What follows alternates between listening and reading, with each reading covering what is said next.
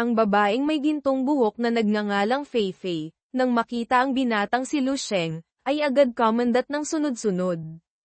Itinukod niya ang isang kamay sa baba, matamang tinititigan ng may paghanga si Lu Sheng ng matagal, hindi man lang kumukurap. Sa isip niya, napakabata. Sa ganitong edad, isa na siyang dalubhasa sa lakas ng isip. Pero ang gwapo rin ng binatang ito, ha? Good catch. Pagkatapos, bahagya siyang yumuko na may maghiliw na tingin at nagsimulang makipagkilala. Hello, binata. Ako si Fei-Fei. Ikinagagalak kitang makilala. Hindi ko inaasahang sa murang edad mo ay isa ka ng dalubhasa sa lakas ng isip, ano? Pagkatapos ng pagbati at pakikipag-usap, masigla pang nagtanong si Fei-Fei, unang beses mo, hindi, unang beses mong pumunta rito para sa pagsusulit. Pagkatapos, bumulong siya ng malambing, laging mahirap sa unang pagkakataon, natural lang yan. Kung may hindi ka maintindihan, pwede mong itanong sa akin. Tutulungan kita, bata. Mabilis at magalang na lumingon si Lu Sheng at sumagot, salamat, ate. Ito ang unang beses ko, ibig kong sabihin, oo, ito nga ang unang beses kong pumunta rito para sa pagsusulit. Maaari ko bang itanong, yun ba kanina ang nilalaman ng pagsusulit? Nang marinig ang medyo nakakatuwa at interesanteng sagot ng binatang si Lu Sheng, napakasigla ni Fei-Fei na ipinaliwanag muli ang nilalaman ng pagsusulit.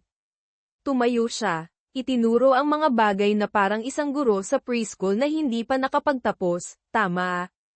Ang pagsusulit ay may tatlong bahagi. Una, gamitin ang makina para sukatin ang lakas at kadalisayan ng dalubhasa sa lakas ng isip. Pagkatapos, ang praktikal na pagsusulit, sa loob ng itinakdang oras, kontrolin ang tiyak na bilang ng magnetic na bolang bakal para sa bawat antas ng dalubhasa sa lakas ng isip. Kailangang may pasok ang mga bolang bakal sa mga butas ng salamin nang hindi dumidikit dito. Ang bilang ng mga patong ng salamin ay itinakda rin ayon sa antas ng dalubhasa sa lakas ng isip. Dagdag pa ni Fei-Fei, ang mahirap ay hindi ang bola, kundi ang mga patong ng salamin. Napakadaling mabasag ng salamin na iyon, kaunting dampi lang ng bolang bakal ay madudurog na agad. Yung nauna kanina ay para sa antas isang patong lang ang kailangang lampasan. Ako naman ay antas 2. Kailangang lampasan ang 5 patong.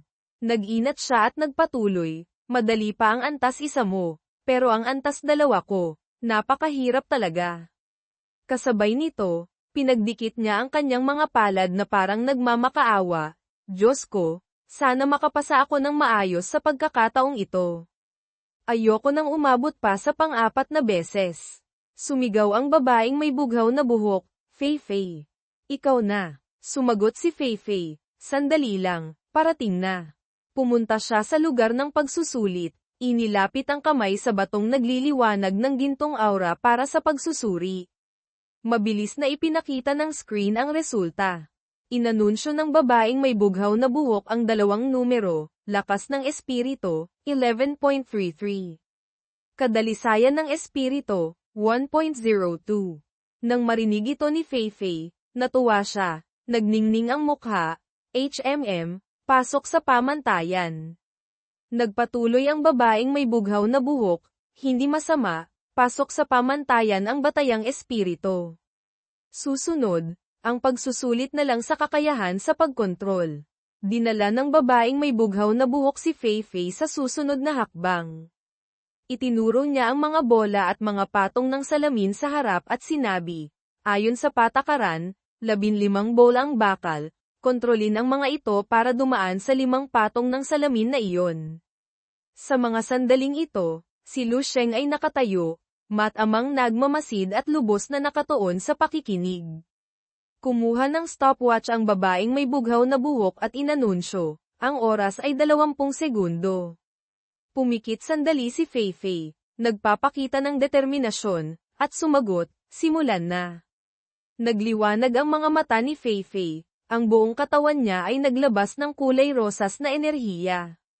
Sinimulan niyang kontrolin ang mga bola para dumaan sa mga patong ng salamin. Si Lu Sheng, na nakatayo malapit, ay nagmamasid at naunawaan na rin ang pagsusulit.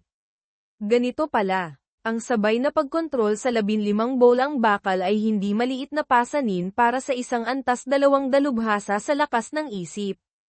Kasabay nito, kailangang ipunin ang espiritu sa loob hanggat maaari, kung hindi, kaunting paggalaw lang ng bolang bakal ay sisira sa salamin. Kailangan pa ring hatiin ang atensyon para kontrolin ang 15 bola. Ang operasyon ay dapat napakatumpak. Hindi ito simple tulad ng inaakala. Sa mga sandaling ito, si Fei Fei ay lubos na nakatuon at puno ng determinasyon. Kinokontrol niya ang mga bolang bakal palapit sa mga patong ng salamin. Ang kanyang kulay rosas na enerhiya ay bumabalot na rin sa mga bola. Nang papalapit na ang mga bola sa unang patong ng salamin, pinagpapawisan na ng malapot si Fei Fei. Dahan-daang dumaan ang mga bola sa unang patong. Sobrang natuwa si Fei Fei, mabuti. Nalampasan ang unang patong ng matagumpay. Muli siyang nag-focus at nagpersige. Ganoon nga, sumulong siya. Pangalawang patong, matagumpay, na nalampasan. Inayos ni Fei Fei ang posisyon ng mga bola. Pangatlong patong, nalampasan na. Pagkatapos malampasan ang 3 patong ng maayos, sobrang nasabik si Fei Fei at naisip, malapit na sa pang-4 na patong. Kaya ko to. Tiyak na kaya ko. Malalampasan ko ang antas 2 ng dalubhasa sa lakas ng isip.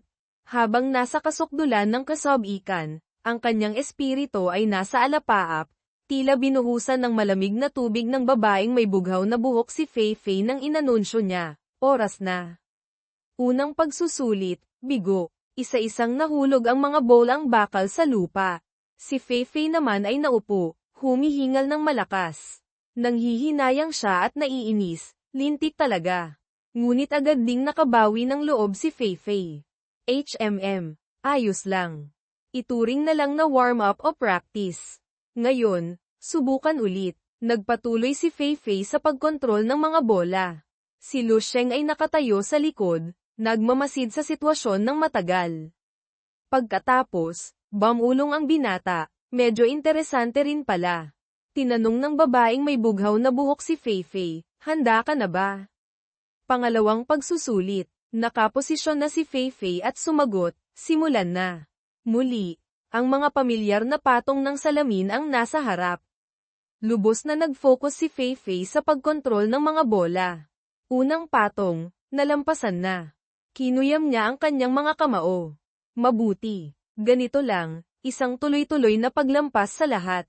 Pagkatapos, mabilis niyang kinontrol ang mga bola para malampasan ang pangalawa, pangatlo, at pang-4 na patong. Nalampasan na. May 12 segundo pa. Sa pagkakataong ito, may pag-asa na. Maingat na kinontrol ni Fei Fei ang mga bola. Ang 15 bola ay mabilis na papalapit sa huling patong ng salamin, dumadaan sa mga bilog na butas nito. Biglang may tumunog na click. Agad na lumitaw ang mga bitak sa salamin. Napasigaw si Fei Fei sa gulat. Walang emosyon ang mga mata, nakanganga ang bibig. Hindi na siya makatayo ng maayos at napaupo na lang sa sahig. Isa-isa ring nahulog ang mga bola. Sa sobrang pagkadismaya, bumulong siya, bigo na naman. Tinanong ng babaeng may bughaw na buhok, gusto mo pa bang subukan ulit? Sa puntong ito, wala nang sapat na pasensya at lakas si Fei Fei para magpatuloy. Kaya sumagot siya, tama na, hanggang dito na lang. Malayo pa talaga ako. Hindi ko talaga kayang makapasa. Biglang narinig ang boses ng binatang si Lu Sheng mula sa likuran, hindi lang posible na makapasa. Agad na ipinaliwanag ng binata ng napakalinaw, ikaw mismo ay may sapat ng kakayahan para makapasa. Mali lang ang pamamaraan mo. Mag-isip ka pa ng mas malalim. Huwag ka lang tumutok sa nasa harapan. Tumingin ka pa sa unahan. Nang marinig ang mga salitang ito, sobrang na-curious si Fei Fei at lumingon para tanungin si Lu Sheng, ano ang ibig mong sabihin? Agad na sumagot si Lu Sheng at masusing ipinaliwanag sa bagong kakilalang ate.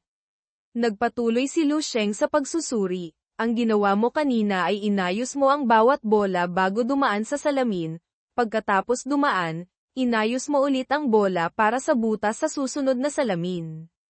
Hindi naman lubos na mali ang paraang ito, pero aabutin ng napakahabang oras. Nangangailangan ito ng mataas at matatag na espiritu. Ang pagsusulit na ito, bukod sa pagsukat ng kakayahan, ay sinusuri rin ang kakayahan sa pagkalkula ng dalubhasa sa lakas ng isip. Mula pa sa simula, dapat mong tukuyin kung aling mga butas ang dadaanan ng bawat bowl ang bakal. Ituring ang bawat butas bilang isang punto. Pagdugtungin ang mga punto para makabuo ng tuloy-tuloy na linya, landas. Ang trabaho mo ay kontrolin ang 15 bola para kumpletuhin ang 15 magkakaibang landas. Nang marinig ito, labis na nagulat si Feifei. Lumapit si Lu Sheng, yumuko, hinawakan ang kamay ni Feifei, at nagtanong, hindi ba mas simple ng ganoon? Sobrang nabigla si Feifei sa ginawa ni Lu Sheng, nauutal niyang sinabi, mukhang tama nga. Ang babaeng may bughaw na buhok na nakatayo malapit, nang marinig ang napakalohikal na pagsusuri ni Lu Sheng, ay hindi napigil ang masabi, napakatalino mo. Ang teorya ay madalas na napakasimple, parang nagbibiro lang, pero ang pagsasagawa ay hindi simple kahit kaunti. Sa maikling panahon, hindi maraming tao ang kayang magtakda ng 15 landas at kalkulahin ang distansya sa pagitan ng mga butas at ang bilis ng pagdaan. Sumagot agad ang binatang si Lu Sheng, nagkakamali ka. Para sa ordinaryong tao, marahil napakalaki ng kalkulasyong iyon, pero para sa isang dalubhasa sa lakas ng isip, balewala lang iyon. Pagkasabi nito, agad na nagpakita ang binata. Tingnan mong mabuti. Ang sinabing ito ni Lu Sheng ay halos nagpatigil kay Feifei. Kinuha ni Lu Sheng ang lahat ng bowl ang bakal sa kahon. Tingnan mong mabuti, ha? Isang beses ko lang gagawin ito. Nang makitang ang lahat ng bowl ang bakal sa kahon ay kinontrol ni Lu Sheng at pinalipad pataas, nabigla ang babaeng may bughaw na buhok, ano? Kinokontrol niya ang lahat ng bowl ang bakal. Itinaas ng binatang si Lu Sheng ang dalawang daliri, nagliwanag ang kanyang mga mata. Oras na para sa pag-iisip, abracadabra. Pagkatapos mag-chant ng binatang si Lu Sheng, nagsimulang lumipad pataas ang mga bola at nagtipon para bumuo ng isang cube. Sunod, pumila ang mga ito at lumapit sa mga patong ng salamin sa ibaba. Isa-isang dumaan ang mga bola sa mga bilog na butas sa salamin. Sa isang iglap, ang lahat ng bola ay nakalusot na sa unang patong. Nagpatuloy si Lu Sheng sa pagkontrol ng mga bola, malakas na nagliliwanag ang asul na enerhiya mula sa kanyang palad. Libu-libong bowl ang bakal ang naghahandang lumusot, hindi sa isang patong, hindi sa 10 patong, kundi sa mahigit 50 patong ng salamin ng sabay-sabay. Sa mga sandaling ito, ang babaeng may bughaw na buhok at ang binatang nakasuot ng asul ay nakatayo sa tapat ng huling patong, nagmamasid. Napakabilis pagkatapos noon, ang lahat ng bowl ang bakal ay nakalusot na sa mahigit 50 patong ng salamin ng napakadali, parang naglalaro lang. Ang pagkontrol ni Lu Sheng sa libu-libong bowl ang bakal para lumusot sa napakaraming patong ng salamin ay nagpatulala sa lahat. Napahawak sa ulo ang binatang nakasuot ng asul, hindi makapaniwala sa kanyang nakikita. Ano ba naman to? Ano bang nangyayari dito? Unang beses niyang makakita ng taong kumokontrol ng ganito karaming bowl ang bakal para dumaan sa ganito karaming patong ng salamin. Nakakabaliw. Agad na nag-pose ang binata kasama ang mga bowl ang bakal sa paligid niya. Tumingin siya sa babaeng may gintong buhok, si Feifei, na may ngiti sa mukha at sinabi, napakasimple ng ideya, kontrolin lang ang mga bowl ang bakal ng sunod-sunod. Hanggang sa mga sandaling ito, tulala pa rin ang babaeng may gintong buhok, si Feifei, at hindi makapaniwala. Lumingon si Lu Sheng sa babaeng may bughaw na buhok, taga-suri, excuse me, ilang segundo. Nauutal siya, labin. Tila nanginginig siya. Pagkatapos ng ilang sandali para kumalma, sumagot siya, eksaktong 10 segundo. Itinukod ni Lu Sheng ang braso sa baywang at sumagot, para sa unang beses na kontrolin ng ganito, pwede na. Ang dalawang salitang, Unang beses, mula kay Lu Sheng ay nagpagulat kay Feifei, na napasabi, unang beses. Kumabog ng malakas ang kanyang puso, hindi na niya kinaya kaya napahawak siya sa dibdib. Humarap si Lu Sheng, tinitigan ang dalaga, at nagtanong, kumusta? Nakita mo ba ng malinaw? Ang kanyang dalawang malalaking mata ay malapit ng pagpawisan ng malamig. Sa isip niya ngayon, nagmumuni-muni siya ng may paghanga, napakabanal ng teknik. Pagkatapos, ngumiti siya ng malapad at sumagot, nakita ko ng malinaw. Pero, paano mo nagawa yon? Hindi ko talaga maintindihan. Parang isang salamangkero na nagtatanghal sa mismong harapan ko. Kahit nakikita ko ng malinaw ang bawat galaw niya, hindi ko pa rin maintindihan kung paano ito naging posible. Napakamahika. Pinagpawisan ng babaeng may bughaw na buhok habang sinusuri ng may pagkamangha at hindi pagkakaintindi. 10 segundo. 10 segundo lang. Nagawa niyang kontrolin ang libu-libong bowl ang bakal para dumaan sa 12-dosenang patong ng salamin na may libu-libong maliliit na butas. Ang posisyon ng mga butas ay hindi patuwid, kundi random sa mga patong ng salamin. Gaano kalaki at kakomplikado ang kalkulasyong kailangan? Hindi ko alam kung paano ito magagawa. Pero ginawa niya ito ng napakadali. Lumingon ang babaeng may bughaw na buhok sa binatang katabi, bilisin mo. Tawagin mo si Presidente Jiang. Malaking bagay ito. Mabilis na sumagot ang binata, opo. Paglipat ng eksena, opisina ng presidente, sa mga sandaling ito, ang kalbong matanda na si Ji Jiang ay may kachat sa computer. Ang galing mong maglaro ng baraha. Ang malas ko naman nakalaro ka. Nagngangalit ang ngipin niya sa inis. Lintik, kahit may banal na lakas antas 4, hindi pa rin maging hari ng baraha. Tumakbo ang binatang nakasuot ng asul papunta sa opisina ni Presidente Jiang. Hindi na siya kumatok, itinulak niya agad ang pinto at pumasok. Natataranta siyang sumigaw, Presidente. May kagyat na pangyayari. Presidente, tingnan niyo po ang datos sa computer. Mabilis na sumagot ang matanda, bakit ka natataranta? Pagpindot niya sa computer para tingnan, nagulat din siya, Pagkatapos, bamulong ang binata sa tainga ng matanda, ganito po kasi yun, ganito, ganyan, natapos po ng ganoon. Hindi malaman kung naintindihan ba ng matanda pero sumagot siya, talaga. Hawak ng binata ang screen at nagpatuloy, hindi ko naman kayo lolokohin. Ang binatang nagngangalang Lu Sheng ay magsisimula ng suriin ang halaga ng kanyang lakas ng espiritu. Tingnan niyo po, sa pamamagitan ng screen ng computer, nakita ni Presidente Jiang si Lu Sheng na inilalapit ang kamay sa kulay gintong bato para sa pagsusuri. Ang liwanag mula sa palad ni Lu Sheng ay sumabog ng malakas, nakakasilaw sa buong lugar. Napilitan ang dalawang dalaga na takpan ang kanilang mga mata dahil sobrang tindi ng liwanag. Kinagat ni Ji Jiang ang kanyang kuko habang nagtataka, ano tong kumikinang na liwanag na to? Sa mga sandaling ito, lumitaw ang resulta sa screen, lakas ng espiritu, 435.5 kadalisayan ng espiritu, 126.02 ang resulta ay nagpatulala sa dalawang dalaga, na napahiling, sira ba ang makina? Ang numerong ito, sobrang nakakagimbal.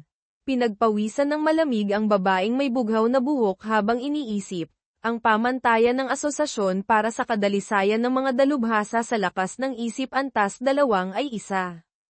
Kahit ang pamantayan para sa antas 4 na ay 10 lang. Ang ating presidente ay isa lang dalubhasa sa lakas ng isip antas 4. Ang binatang ito na mukhang estudyante sa high school, ang kadalisayan niya ay mahigit 12 beses na mas mataas kaysa sa isang dalubhasa sa lakas ng isip antas 4. Ano ang ibig sabihin nito? Posible ba ito? Sobrang hindi kapanipaniwala. Si Presidente Jiang, sa mga sandaling ito, ay tumakbo mula sa opisina papunta sa silid ng pagsusulit. Mula sa malayo ay tinawag na niya, Shaoli.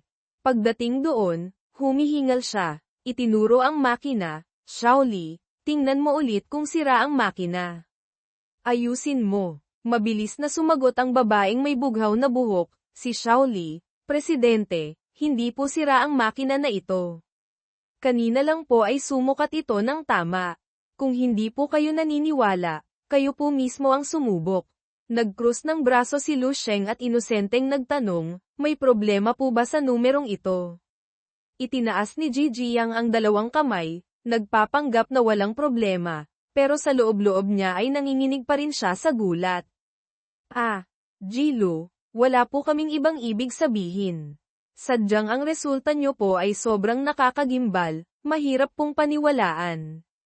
Maaari ko po bang itanong, kayo po ba ay disipulo ng isang dalubhasa sa lakas ng isip na nasa antas 7 o 8? Tapat na sumagot ang binatang si Lu Sheng, wala po akong ganoong kalakas na background. Isa lang po akong ordinaryong bata mula sa isang napaka-ordinaryong pamilya. Kayo po si Presidente Jiang, hindi ba? Ituloy na po natin ang huling bahagi ng pagsusulit. Kinailangan ni Ji Jiang na gumamit ng panyo para panasan ang pawis sa noo. Ji, Lu, sa antas nyo pong ito, kailangan pa po ba ang huling pagsusulit? Hindi po ba masyadong abala? Mabilis na sumagot ang binatang si Lu Sheng ng may kumpiyansa, hindi po abala kahit kaunti. Maliit na pagsusulit lang naman. Pagkasabi nito, nagsimula ng kontrolin ng binata ang mga bolang bakal. Nakita ito ng babaeng may bughaw na buhok at mabilis na pinindot ang stopwatch. Simulan na ang pag-oras. Ang oras sa mga sandaling ito ay 1 segundo at 88 sentisegundo. Mabilis na sunod-sunod na gumalaw ang mga bola, sumusunod sa landas na nakaguhit na sa pagsusulit, napakapaliko-liko.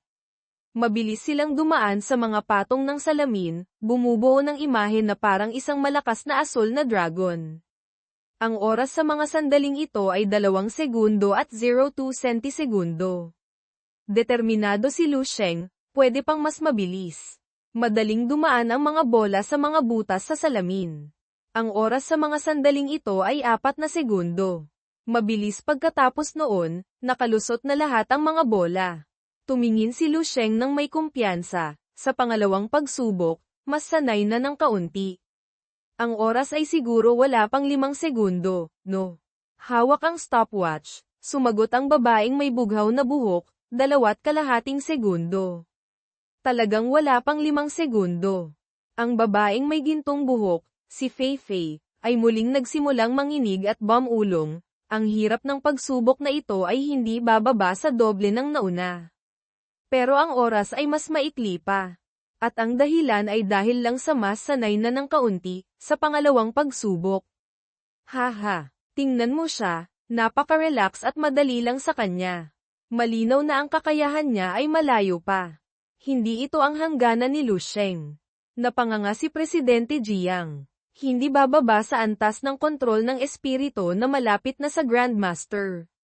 Pakiramdam ko para akong tinamaan ng 100 alas sa mukha. Hindi ko alam kung paano ilalarawan. Hay, ang kasunod na alon ay tinutulak ang naunang alon. Ang naunang alon ay namamatay sa dalampasigan. Sobrang nakakahiya. Medyo nahihiyang sinabi ni Ji Jiang kay Lu Sheng, Ji Lu, ang kakayahan niyo po ay kinikilala na ng aming asosasyon. Mamaya, personal kong isusulat ang sertipiko at igagawad ang medalya sa inyo. Ngunit ang pinakamataas na antas na maaari naming igawad dito ay dalubhasa sa lakas ng isip antas 4. Para makakuha ng pagkilala sa mas mataas na antas, higit sa 4, kailangan nyo pong pumunta sa mas mataas na antas na asosasyon sa kabisera, okay po ba? Nagkamot ng ulo si Lu Sheng, sige po, Presidente Jiang. Isa lang po akong estudyanteng malapit ng magtapos ng high school. Huwag po kayong masyadong tensyonado. Nang marinig ito ni Ji Jiang, parang gusto niyang matroma. Pinagpawisan ng malapot ang babaeng may gintong buhok, nauutal na nagtanong, Munting Ji Lu, maaari ko po bang itanong kung ilang taon na kayo? Mabilis na sumagot ang binata, 18 taong gulang lang. Nagbiro pa ito, akala nyo ba isa akong matandang halimaw na hindi alam kung ilang taon nang nabubuhay? Kahit mukhang bata ako na parang high school student, tama. Masayang tumalon ang binata, hindi po. 18 taong gulang lang po ako. Namula si Feifei at nagtanong ulit, paano mo nalaman ang iniisip ko? Itinuro ng binata ang daliri at sumagot, magbasa ka ng mas kaunting fantasy novels. Magtatapos na ako sa loob ng 2 buwan. Kung hindi dahil ang sertipiko ng dalubhasa sa lakas ng isip ay makakatulong sa akin na makakuha ng dagdag na puntos sa graduation exam, hindi rin ako mag-aabalang pumunta sa Lanthan para sa pagsusulit. Tumingin si Feifei kay Lu Sheng, na may kaakit-akit na itsura. Lu Sheng, may isa pa akong pagkakataon sa pagsusulit. Dapat ko bang subukan ulit? May pagkakataon ka pa. Siyempre dapat mong kunin. May posibilidad pa ring makapasa. Mag-relax ka lang. Pagkasabi nito, niyakap ng binata ang dalaga. Hinawakan ng isang kamay habang nakayakap sa baywang ang isa pa, at masusing nagturo, ganito. Damhin mo muna ang bowl ang bakal ng ganito. Nang makita ang paghawak ni Lu Sheng sa kanyang kamay, naisip ni Feifei, sa ganitong edad pa lang, napaka nakakatakot na.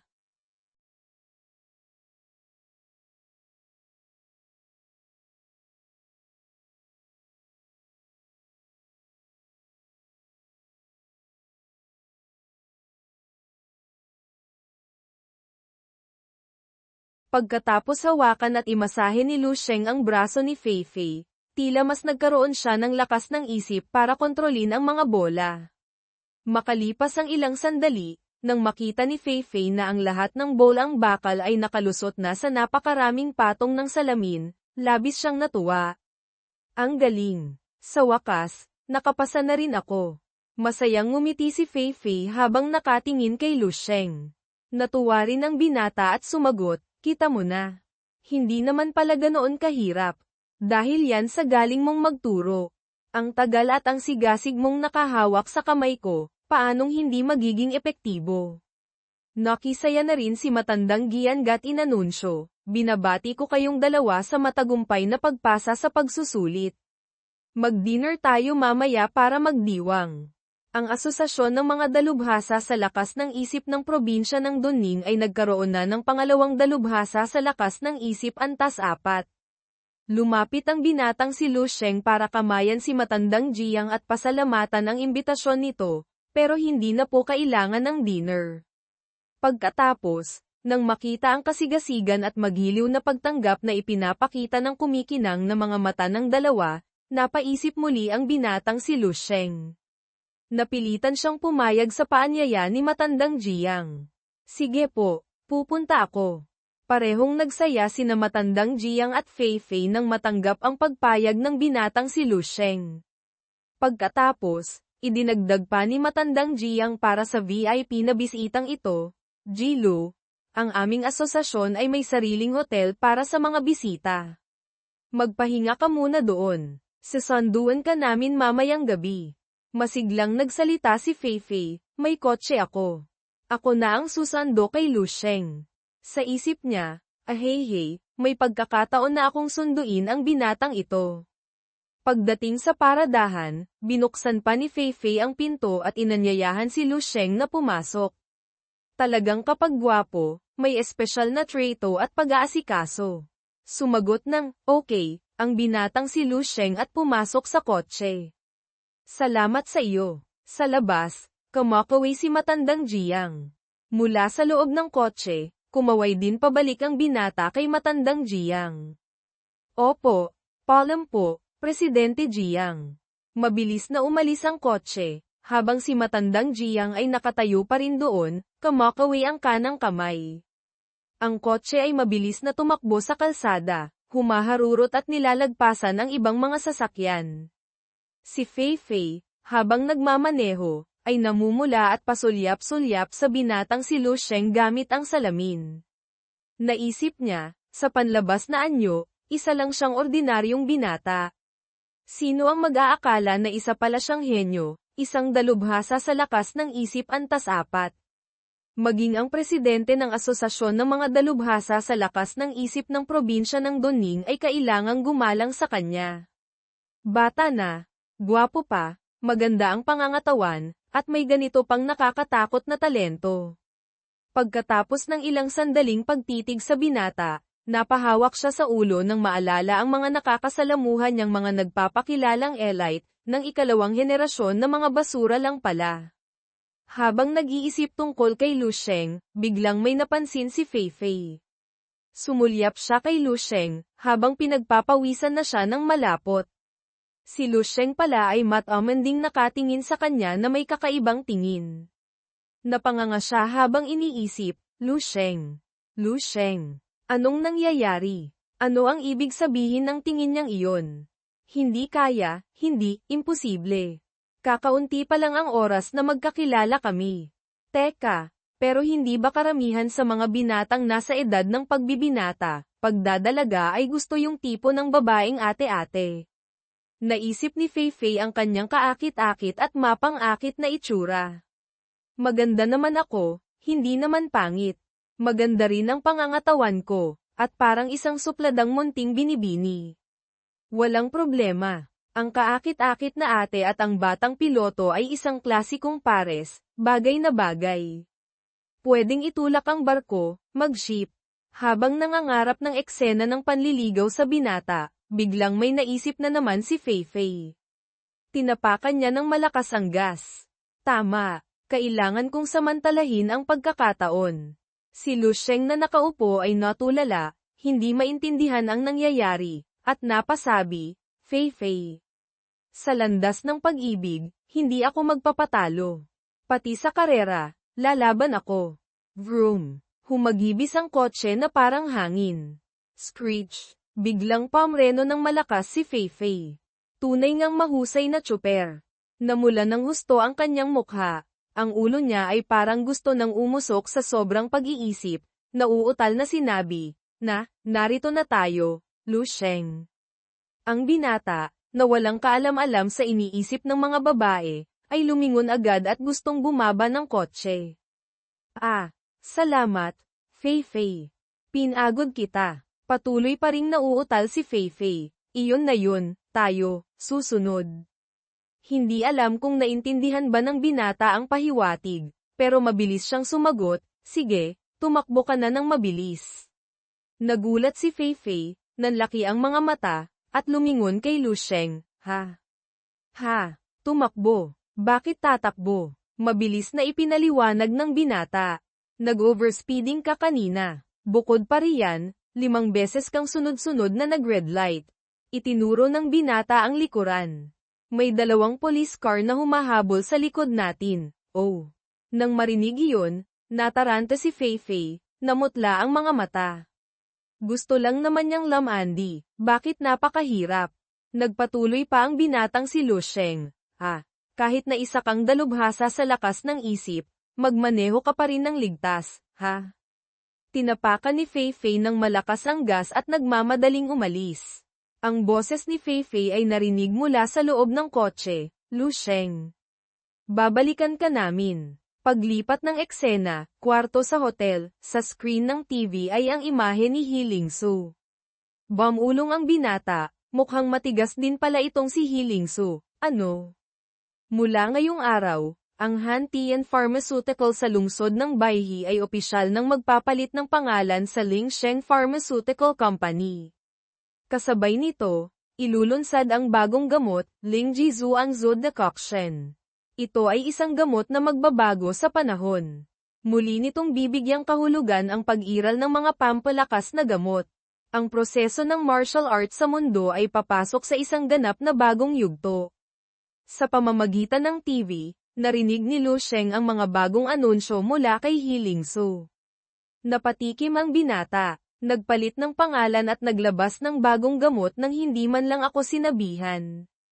Kahit papaano, ako ang pinakamalaking shareholder, hawak ko ang 70% ng shares. Habang nagsasalita ang binata, nag-scroll siya sa kanyang telepono. Maraming mensahe mula kay Healing Su ang dumating. Dahil abala sa pakikipag-usap sa babae, hindi pa pala nababasa ng ating kuya. Okay, kasalanan ko. Pagkatapos, humiga ang binata sa kama pagkatapos ng mahabang at nakakapagod na araw. Sige, Bukas babalik ako sa lungsod ng Baihi para pumasok sa mundo ng panaginip at alamin kung gaano kalaki ang inunlad ng Lingsheng Pharmaceutical Company. Mabilis na maraming impormasyon ang lumitaw. Aba, may kakayahan din pala itong si Hilingso.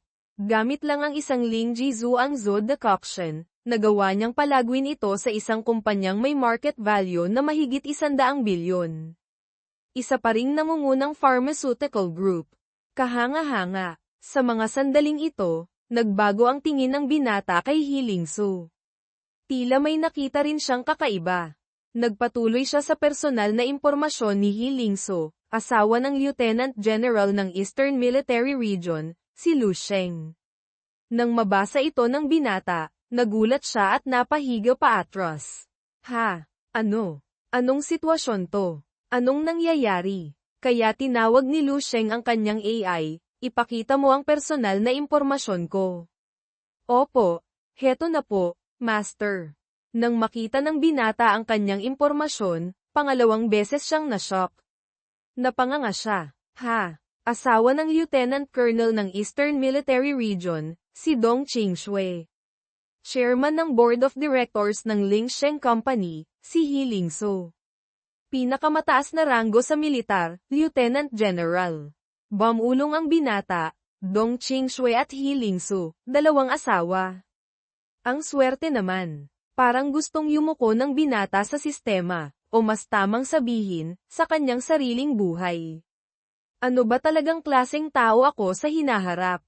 Pagkatapos ng bahagi ng asawa, sunod-sunod ang mga sorpresa. Makalipas ang ilang panahon, lilito kaya ang pangatlong asawa. Makalipas ang ilang sandali, hinampes ng binata ang dibdib para pakalmayan ang sarili. Okay, kalma lang. Imahinasyon lang ang hinaharap. Lahat ay posibleng mangyari. Mabilis itong magbabago. Tama. AI. Hanapin mo ang Lingji Zhuangzi decoction. Wala kang sapat na access rights. Hindi ma-access ang mga formula ng gamot na antas 5 pataas. Tulad ng inaasahan, posible nga ang iniisip ko. Sa martial arts 300 taon mula ngayon, inilabas ko ang Lingji Zhuangzi decoction. Pagkatapos ng 10,000 taon ng pag-unlad, mula sa isang hindi kilalang pampalakas na gamot, naging isang bihirang gamot ito na antas 5 pataas. Kung ganoon, kung patuloy kong ilalabas ang mga bagay mula sa 10,000 taon sa hinaharap sa panahong ito, magkakaroon ng sangkatauhan ng dagdag na 10,000 taon para sa pag-unlad at pananaliksik sa mga bagay na iyon. Maaari itong itulak sa isang bagong antas. Kung ganoon, magbabago kaya ang hinaharap na pagkawasak? AI, kunin mo ang kasaysayan ng mundo. Talagang nagbago. Ang oras ng pagkawasak ay naantala ng mahigit 10 taon kumpara sa unang paghahanap.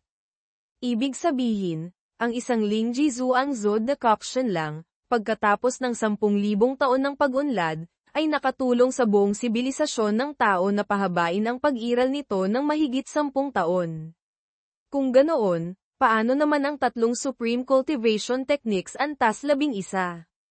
Kung ilalabas ko ang mga ito, mababago kaya ang kapalaran ng pagkawasak ng sangkatauhan?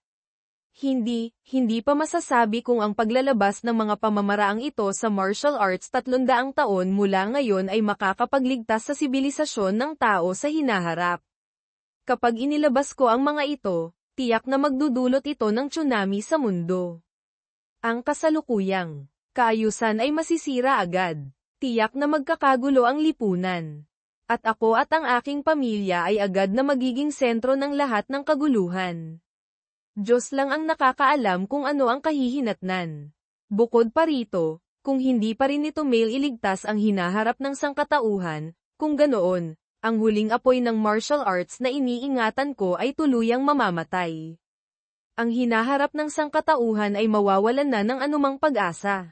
Ang pinakamagandang paraan ay maghintay hanggang magkaroon ako ng sapat na lakas, na kayang kontrolin ang buong sitwasyon, saka dahan-daang ilabas ang mga pamamaraang ito.